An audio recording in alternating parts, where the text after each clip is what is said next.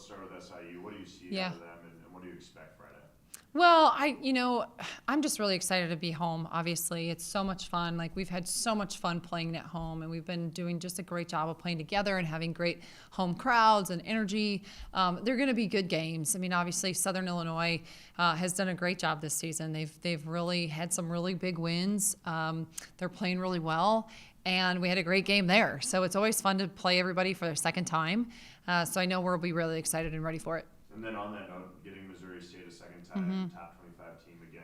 Yep. Obviously some extra fuel after the way things went down there, huh? Yeah, no, I mean, it was a tough loss, but I really feel like we don't focus on that. We really don't. We really focus on how we're playing right now, and that's really where we need to stay. And so, again, I'm really excited to have the National Women and Girls in Sports Day clinic on Sunday as well. We already have over 200 little girls signed up to be able to come and participate in our clinic, which is just awesome, and it's all sports.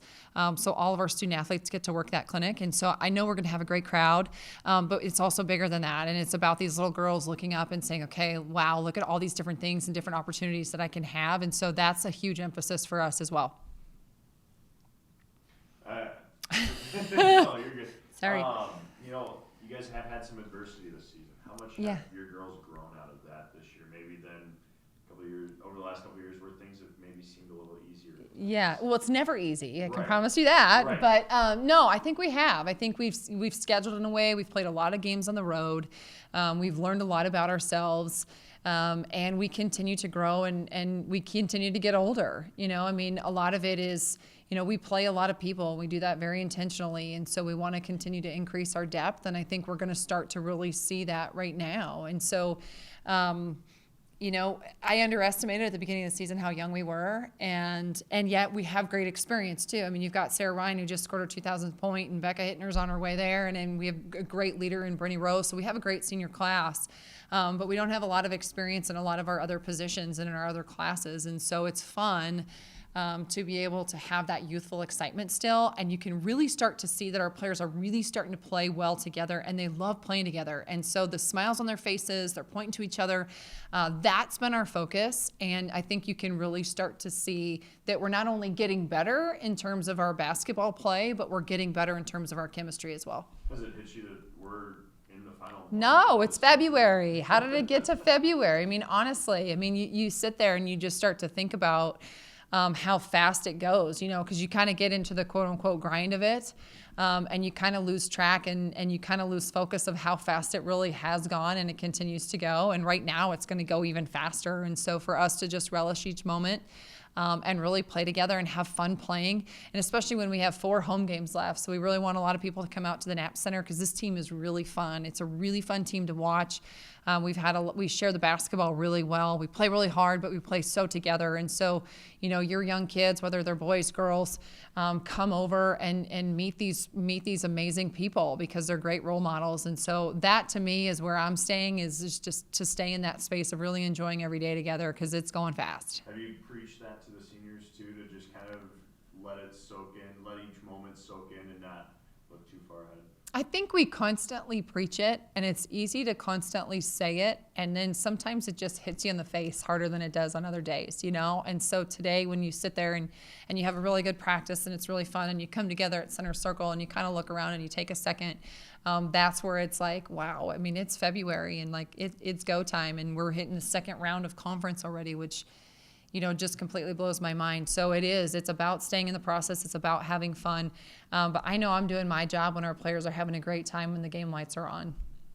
When you're assembling your team and playing with such depth, 10 to 12 on any given night, is it built for February, built for March? Is this the time you expect to start showing off that depth? Yeah, I mean, you're exactly right. I think the reason that you get the experience and the experience that our players have had, and especially our young players, it's not when we're up 20 or you're down 20 and it doesn't matter. It's when the game is on the line, and so they get to feel the real game pressure early in the season. So now is where you should start to really feel it. You're getting into the second round of conference. You've seen all these teams before. Obviously people make adjustments, but personnel a little bit. And so February and March is really where your depth really should start to shine, and I think that's exactly exactly where we're heading, and we're heading in the right direction. Of your underclassmen in that 6 through 10 spot for you, who's stepped up or maybe surprised you a little bit more as of late? Well, I think, obviously with Kira Collier being out right now, that, she's done a great job, but we've been able to get so much more experience. I think Hannah Fuller's really stepped into space, and I know she's a junior, but she still has really stepped into a new space. So that's been really fun to watch her. Sarah Beth Gildner has done an incredible job of just being able to provide a huge spark for us. Maggie Negard and Allie Woldridge continue to do really good things for us as sophomores who had limited time in their freshman year but still got some time. And so those things continue to add up. So it's been really fun to be able to see that and to see them continue to grow. I think Maggie Bear has some really great moments too, and I think she's had some great minutes and some great practices. And so none of them really surprise you. I think they might surprise fans, but we get to see it every day. We get to see some things in practice that people don't necessarily get to see in games. And so from that standpoint, I don't think anything's surprising us. But I think a lot of our depth is continuing to not surprise our fans, but surprise our fans. Yeah. And as we go into this final month, obviously you can control what you can control. Mm-hmm. But how important is it to continue to make that case as the MVC being a multi-bid league for the NCAA tournament? Well, I think there's no question that our league has done a great job, because our league has done a great job in terms of non-conference scheduling. Our league has done a great job in terms of winning a lot of those games. But we're scheduling a lot tougher than we ever have, and we're winning more than we ever have in terms of the non-conference. And so, to me, that's no question. And I love that. I love that we've seen that growth, because we haven't done that.